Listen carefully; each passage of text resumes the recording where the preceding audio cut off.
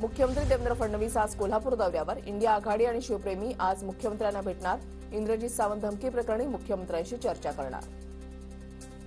स्वाभिमानी शेतकरी संघटनेचे नेते राजू शेट्टी आज शेतकऱ्यांच्या प्रश्नांवर आंदोलनाची हाक देण्याची शक्यता.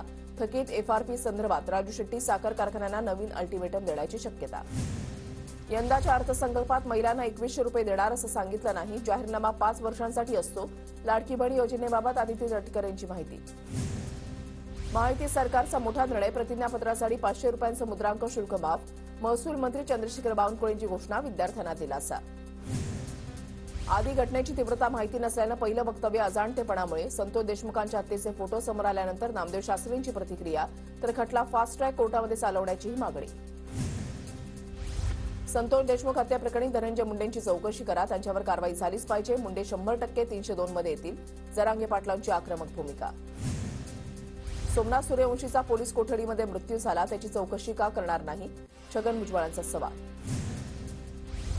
सरपंच संतोष देशमुख यांच्या हत्येच्या निषेधार्थ वर्ध्यामध्ये मौन कॅन्डल मार्च.